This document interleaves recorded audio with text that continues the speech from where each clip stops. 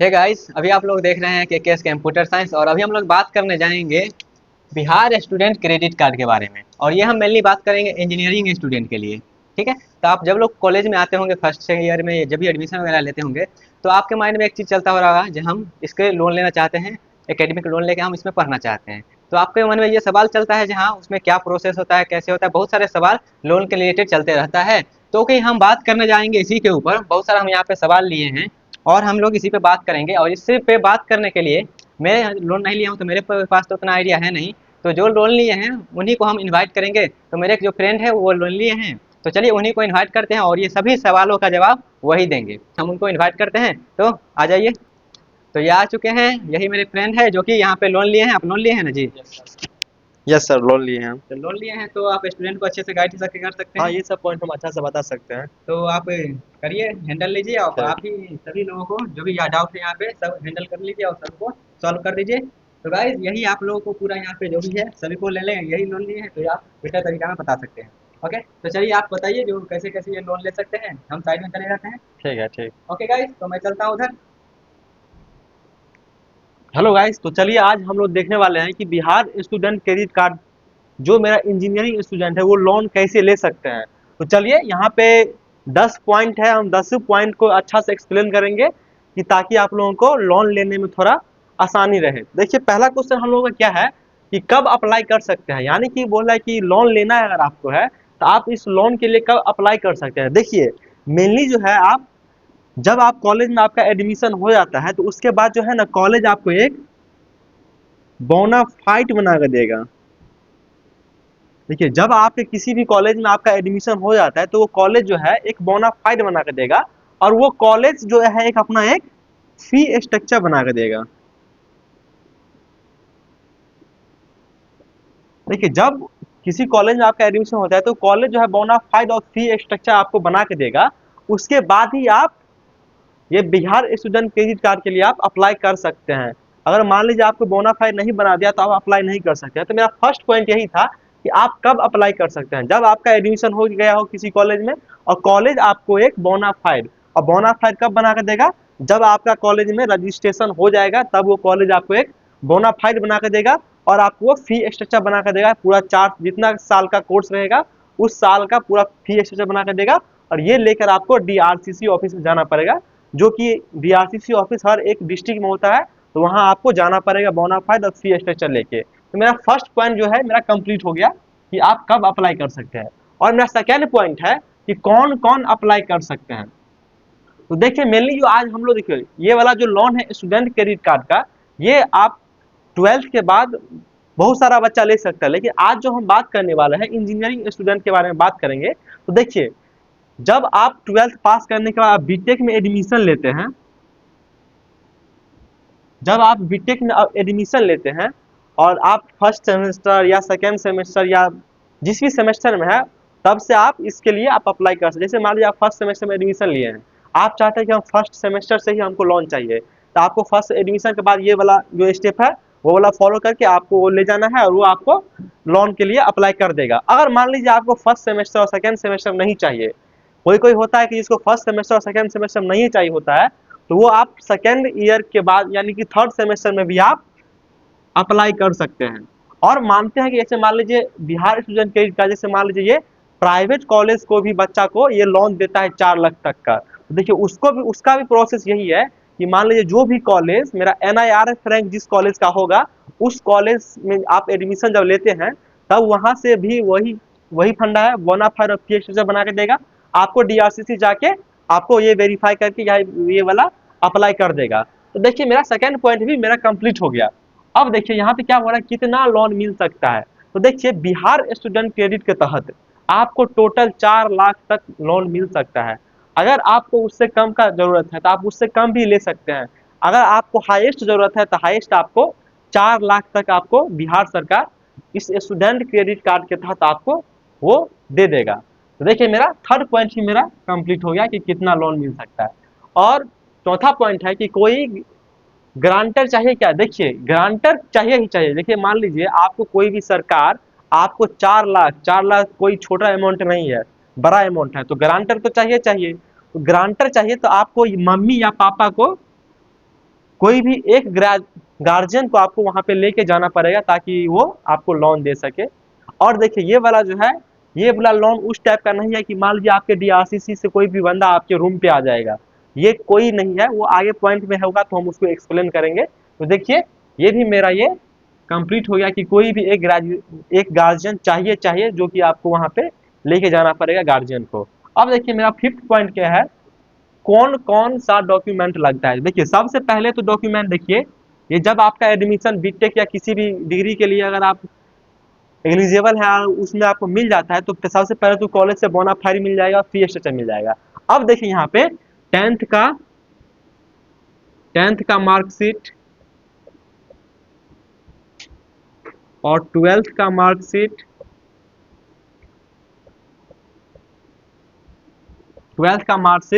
और आधार card, passbook. देखिए ये जो बच्चा मान लीजिए अप्लाई कर रहा है उसको ये सारा डॉक्यूमेंट चाहिए, टेंथ का मार्कशीट, ट्वेल्थ का मार्कशीट और आधार कार्ड और पासबुक चाहिए, और जो कॉलेज से बना कर देगा बोनाफाइड और फी स्ट्रक्चर।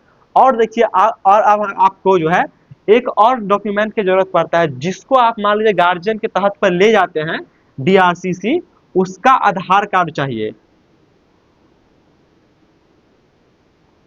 देखिए मान लीजिए आप मम्मी को ले जा रहे हैं तो मम्मी का आधार कार्ड चाहिए, अगर मान लीजिए आप पापा को ले जा रहे हैं तो आपका पापा का आधार कार्ड चाहिए। और यहाँ पे देखिए ये इतना होने के बाद भी आपको मतलब एक और चाहिए यहाँ पे, जिसको बोलते हैं एफिडेविट, यानी कि एक बॉन्ड होता है, वो आपको कोर्ट से बनवा के लेके, मतलब 100 रुपया वाला एक बॉन्ड देगा। 100 रुपया वाला जो है आपको स्टाम्प पेपर मिलेगा जो कि आपको कोर्ट में मिलेगा, ये भी वाला जो आपको है बना के ले जाना पड़ेगा जब आप अप्लाई करते हैं। तो देखिए ये सारा मेरा डॉक्यूमेंट था कि मेरा जब अप्लाई करते हैं तो ये सारा मेरा डॉक्यूमेंट है। देखिए 100 रुपया वाला स्टाम्प पेपर चाहिए, इससे ज़्यादा वाला लेने की आप लोगों को कोई जरूरत नहीं है। मान लीजिए 100 वाला है तो आपको 200 लेगा, आप 1000 वाला ले जाइएगा तो थोड़ा महंगा पड़ जाएगा। तो ये नीड इतना का ही है तो हम इतना ही ले जाएंगे। चलिए ये था मेरा डॉक्यूमेंट के बारे में कि डॉक्यूमेंट कौन कौन सा लगता है। और देखिए यहाँ पे 6 पॉइंट है, इंटरेस्ट रेट क्या है, यानी कि मान लीजिए हम किसी से लोन लेते हैं तो वो इंटरेस्ट तो लेगा ही लेगा, क्योंकि इंटरेस्ट वो नहीं लेगा तो फिर उसको भी ना बिहार सरकार को चलाना है ये योजना को, ताकि आप जब इंटरेस्ट देंगे तब उसी इंटरेस्ट के से किसी और बच्चा को वो पैसा दे सके, तो वो इंटरेस्ट तो लेगा ही। अब यहाँ पे देखिए इंटरेस्ट कितना लेता है, यहाँ पे देखिए बॉयज से जो है 4% इंटरेस्ट लेता है और गर्ल्स से जो है 1% इंटरेस्ट लेता है। अब ये देखिए इंटरेस्ट जो है मंथली नहीं है, बहुत बच्चा को कंफ्यूजन होता है कि ये मंथली तो नहीं है, लेकिन ये जो है इंटरेस्ट रेट सालाना है। यानी कि मान लीजिए आप 4 लाख का पूरा पूरा हाईएस्ट लोन ले लिए हैं, 4 लाख ले लिए, मानते हैं कि आप 4 लाख लोन ले लिए, तो जब से मान लीजिए आपका इंटरेस्ट चालू होगा तब से आपका मान लीजिए एक साल में 16,000 का इंटरेस्ट बनेगा। यानी कि एक साल में आपका इंटरेस्ट बनता है, जैसे जितना आप लीजिएगा उसका 4% लड़का को, यानी कि 16,000 होता है, इसी के समथिंग में कुछ होगा, और लड़की को 1%, यानी कि एक साल में उसको जितना लोन लिया होगा उसका 1% उसको इंटरेस्ट देना पड़ेगा। अब यहाँ पे देखिए एक बात है और कि जैसे मान लीजिए आप इंटरेस्ट तो लेता है, जैसे मान लीजिए अब वो इंटरेस्ट कब से जोड़ना स्टार्ट करे, यानी कि वो इंटरेस्ट जो है कब से ऐड होगा। तो देखिए सबसे पहली बात है कि जब जहां तक आपका डिग्री जब तक कंप्लीट हो, जैसे मान लीजिए हम एक एग्जांपल लेते हैं कि 22 से 26 आपका सेशन है, मानते हैं ये एक एग्जांपल है, जैसे 22 से लेके 26 तक आपका सेशन है, यानी कि 26 में आपका जो भी आप डिग्री कर रहे हैं, इंजीनियरिंग या डिप्लोमा कुछ भी कर रहे हैं, या मान लीजिए कंप्लीट हो रहा है, तो इस दौरान आपसे कोई इंटरेस्ट नहीं जोड़ा जाएगा। यानी कि 22 से 26 जब तक आपका हो रहा है, डिग्री चल रहा है, तब तक आपसे कोई इंटरेस्ट का डिमांड नहीं किया जाएगा। ये ध्यान देने वाली बात है कि जब तक है तब तक तो नहीं ही लेगा। अब यहाँ पे देखिए, यहाँ पे आप 2 साल और एक्सटेंड करवा सकते हैं। तो यहाँ पे देखिए सबसे पहले तो 1 साल तक तो वैसे ही आपको छोड़ देगा, जैसे मान लीजिए डिग्री खत्म हुआ और 1 साल एक्सटेंड करेगा वो। तो मान लीजिए आपको किसी कारणवश जॉब नहीं लगा, कुछ भी मान लीजिए जॉब लग भी गया तो वो 1 साल तक आपको एक्सटेंड कर देगा टाइम को। यानी कि मान लीजिए 26 में लीजिएगा तो आपको 27 से इंटरेस्ट जोड़ना वो शुरू कर देगा। अब यहाँ पे ध्यान देने वाली बात है कि मान लीजिए आपका जॉब नहीं लगा, आप कुछ भी नहीं कर रहे हैं तो आपको 27 में तो इंटरेस्ट देना पड़ेगा। लेकिन यहाँ पे देखिए आपका यहाँ पे इंटरेस्ट चालू रहेगा, लेकिन यहाँ पे देखिए आपको वो जो है ईमेल एक भेजेगा, घर पे आएगा नहीं, आपको जो है सबसे पहले वो क्या करेगा, ईमेल भेजेगा कि आप इंटरेस्ट क्यों नहीं दे रहे हैं। वो पूरा पैसा देने के लिए नहीं बोलेगा, इंटरेस्ट के लिए बोलेगा। तो आप बोलेगा, आपको बोलेगा आप इंटरेस्ट क्यों नहीं दे रहे। तो यहाँ पे देखिए आप एक मेल देगा, जिस मेल को आप रिप्लाई देने के बाद वो 6 महीना एक्सटेंड कर देगा। देखिए जब तक था आपका, आपके पास एक मेल जाएगा, उस मेल को अगर आप रिप्लाई दे देते हैं तो वो 6 महीना और एक्सटेंड कर देगा। अब यहाँ पे देखिए 6 महीना एक्सटेंड करने के बाद भी अगर आप चाहते हैं कि और 6 महीना एक्सटेंड हो, देखिए इस 6 महीना के बाद भी आपके पास एक मेल आएगा।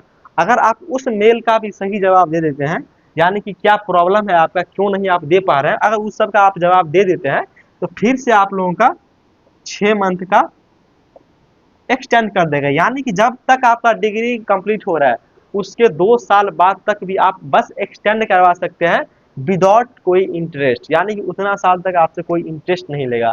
फिर उसके बाद आपसे इंटरेस्ट लेना वो स्टार्ट कर देगा, जो कि 4% है, यानी कि सालाना 4% है। तो चलिए मेरा फिफ्थ 6 पॉइंट मेरा कंप्लीट हो गया। अब यहाँ पे देखिए क्या है, 7th पॉइंट क्या है, कितना दिन में लोन मिल जाता है डॉक्यूमेंट वेरिफिकेशन के बाद। देखिए सबसे पहले जब आप अप्लाई करते हैं, ये सारे डॉक्यूमेंट ले जाने के बाद अगर आपको अप्लाई अप्लाई हो जाता है, उसके बाद 60 दिन के बाद, 60 दिन से पहले,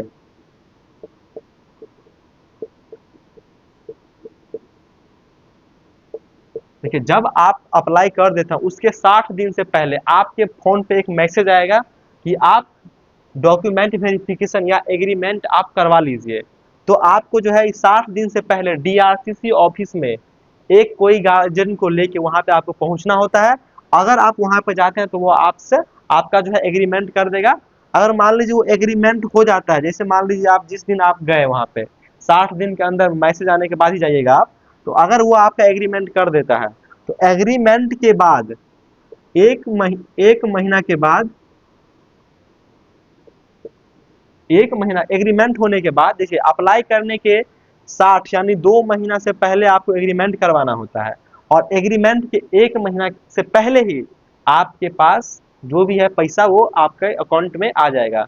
जैसे मान लीजिए कि आप अपना अपने पे भी मंगवा सकते हैं। नेक्स्ट पॉइंट है वो उसका भी देखेंगे कि क्या क्या है।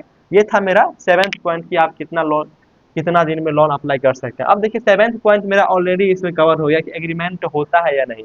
एग्रीमेंट वही कि मान लीजिए आप ये अप्लाई करने के बाद 60 दिन से पहले आपको एग्रीमेंट करवाना पड़ता है, तो एग्रीमेंट ये वाला पॉइंट भी मेरा 8 पॉइंट मेरा क्लियर हो गया। अब देखिए 9 नंबर जो पॉइंट है क्या है, जो स्टूडेंट बाहर रहते हैं उसको कितना मिल सकता है। देखिए जो स्टूडेंट बाहर रहते हैं उसको भी लोन मिल सकता है। जैसे मान लीजिए आप हाईएस्ट तो 4 लाख ले ही सकते हैं, अगर आप उससे कम लेना चाहते हैं तो आप ले सकते हैं उससे कम। अब ऐसा नहीं कि जो बच्चा हॉस्टल में रहेगा उसका कोई फी स्ट्रक्चर बना के देंगे मास्टर लोग, तो उससे ही कर सकते हैं। आप बाहर रह के भी फी स्ट्रक्चर मास्टर से बनवा के आप लोन ले सकते हैं। अब देखिए मेरा 10th पॉइंट क्या है, स्टेशनरी बुक, यानी कि देखिए आप ये कहना चाहते हैं कि स्टेशनरी या बुक का मिलता है कि नहीं। तो यहाँ पे देखिए स्टेशनरी का आपको जो है टोटल 40,000 रुपये मिलता है। देखिए जब भी आप जाइएगा तो आपसे पूछा जाएगा कि आप स्टेशनरी के लिए पैसा चाहिए। अगर आप बोलते हैं कि हाँ स्टेशनरी के लिए पैसा चाहिए, तो आपको जो है 40,000 तक आपको ये दिया जाएगा। अब ये देखिए ये जो 40,000 आपको दिया जाएगा, ये आप अपना खुद के अकाउंट पे भी मंगवा सकते हैं। क्योंकि ये वाला जो अक्सर बच्चा है स्टेशनरी का अपना ही अकाउंट पे मंगवाता है, क्योंकि वो भी आपको प्रेफर करता है कि आप अपना ही अकाउंट पे मंगवाइए, किसी कॉलेज के अकाउंट पे नहीं। कॉलेज के अकाउंट पे बस आप वो जो उसका फी है कॉलेज का वो मंगवाइए और हॉस्टल फी मंगवाइए, बाकी का जो भी पैसा है आप अपने अकाउंट में मंगवाइए। तो देखिए आपको जो ये वाला 40,000 देगा, आपको सेमेस्टर वाइज देगा। जैसे मान लीजिए आपको फर्स्ट सेमेस्टर जैसे किसी को देता है 5,000, 5,000 सेमेस्टर वाइज भी दे सकता है और वो ईयर वाइज भी दे सकता है। अगर मान लीजिए आपको सेमेस्टर वाइज देता है तो वो 5,000 करके देगा, अगर ईयर वाइज करके देता है तो वो आपको 10,000 रुपये करके देगा, एक ईयर में आपको 10,000 देगा। अगर मान लीजिए आपको मंथ सेमेस्टर वाइज देता है तो 5,000। देखिए ये भी मेरा पॉइंट क्लियर हो गया। अब देखते हैं मेरा 11वां पॉइंट, देखते हैं क्या है, लैपटॉप के लिए कितना पैसा मिलता है, यानी कि आपको लैपटॉप के लिए पैसा मिलता भी है या नहीं मिलता है, वो भी देखिए। तो देखिए आप जो यहाँ पे फी स्ट्रक्चर बोनाफाइड बना के देंगे तो वो विदाउट आपका लैपटॉप स्टेशनरी रहेगा। तो आपको वहाँ पे बोलना पड़ेगा कि हमको लैपटॉप के लिए भी चाहिए, तो लैपटॉप के लिए भी इसी स्टूडेंट क्रेडिट कार्ड के तहत आपको ये 40-35 हज़ार रुपया दिया जाएगा, जो कि आपको ये फर्स्ट जो आपका पैसा आएगा उसी टाइम आपको ये दिया जाएगा। अब आप लोग सोच सकते हैं कि ये 4 लाख जो पैसा दे रहा है, 4 लाख जो आपको पैसा दे रहा है, तो आप बोल रहे हैं स्टेशनरी का भी ले सकते हैं, लैपटॉप के लिए भी ले सकते हैं, तो इसी 4 लाख के अंदर में आना चाहिए। जैसे मान लीजिए आपका कॉलेज का फी ही, मान लीजिए आप किसी प्राइवेट कॉलेज से हैं और आपका कॉलेज का फी ही 4 लाख है, तो आपको ये वाला पैसा स्टेशनरी और लैपटॉप का नहीं मिलेगा, क्योंकि हाईएस्ट आपको बिहार सरकार स्टूडेंट क्रेडिट कार्ड के तहत आपको 4 लाख ही दे सकती है। तो मान लीजिए आप कॉलेज का 4 लाख है तो वो आपको ये दोनों नहीं ऑप्शन आपको दिया जाएगा।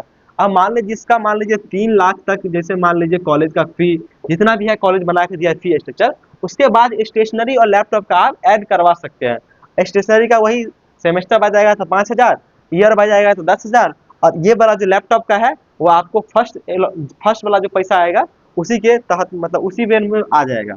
अब यहाँ देखिए लास्ट पॉइंट क्या है, अगले सेमेस्टर के लिए कैसे अप्लाई करें।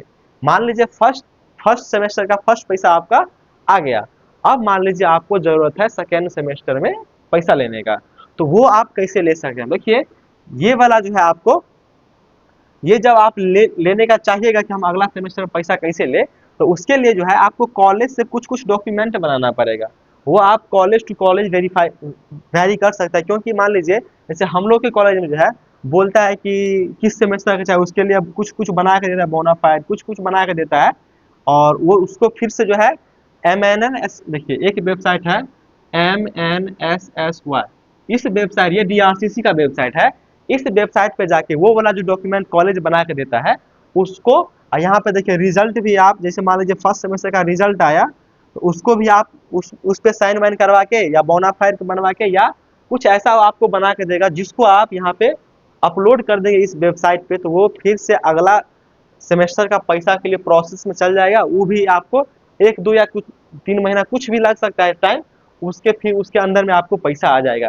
तो चलिए इस वीडियो में हम लोग इतना देखे हैं कि student credit card for engineering student के लिए ये सब कुछ पॉइंट जो स्टूडेंट लोग का था वो आज हम लोग क्लियर किए हैं।